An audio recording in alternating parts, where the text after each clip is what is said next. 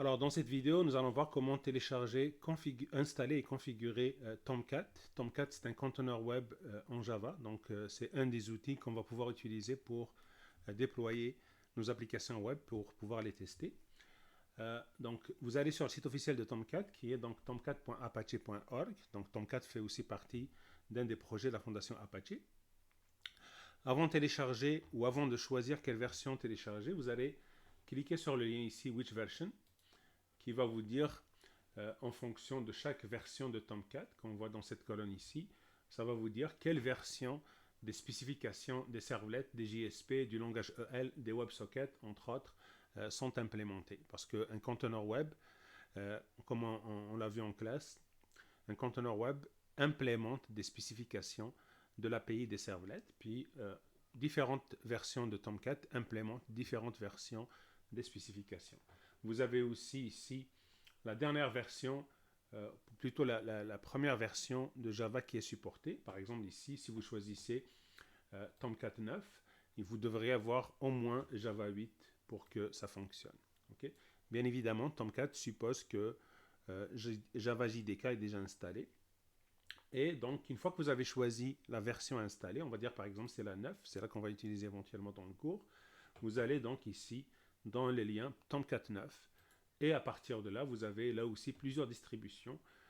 Moi, je prends la version zip ici, même si vous pouvez choisir éventuellement la version tar.gz pour Linux. Et vous avez aussi d'autres distributions. Je choisis la version zip. C'est un fichier d'une dizaine de MB que vous avez juste à dézipper, puis l'installation est terminée. Donc une fois que vous avez téléchargé ce fichier-là, vous le dézippez.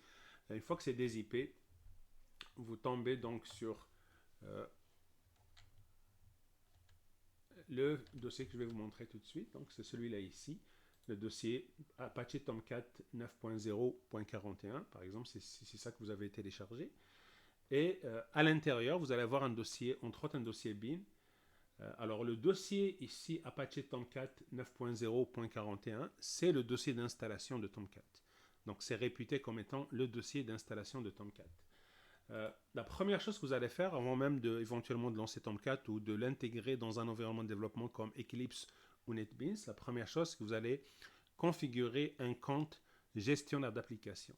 Vous allez voir donc ici, dans le dossier d'installation de Tomcat, vous allez à l'intérieur du dossier conf, puis vous avez ici un fichier XML qui s'appelle Tomcat Users. On parle bien du fichier XML et non pas du fichier XSD. Vous avez juste à éditer ce fichier-là avec un éditeur de texte quelconque, comme par exemple Notepad++, et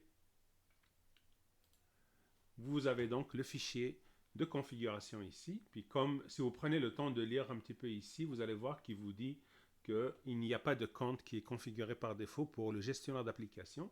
Et si vous voulez le faire, vous devriez juste le créer. Alors comment le créer? C'est très simple.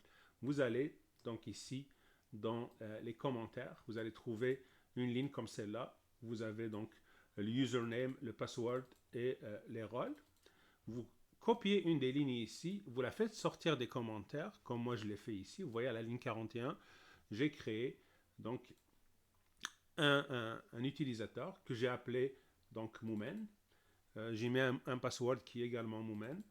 Et puis les rôles, vous devriez donner donc les rôles de manager script, virgule, admin et également le rôle de manager GUI qu'on voit ici. Donc je vais copier manager GUI et je vais le mettre ici. Donc je vais donner les trois rôles. Alors essentiellement, on a surtout besoin de manager GUI, mais dans certaines circonstances, on pourrait avoir besoin des rôles admin et manager script. Vous sauvegardez ce fichier-là. Si vous avez lancé Tomcat, il faudrait le redémarrer. Sinon, le tour est joué. Il n'y a plus rien d'autre à faire. Nous allons voir plus tard comment intégrer Tomcat dans NetBeans et aussi comment l'intégrer dans Eclipse. Merci.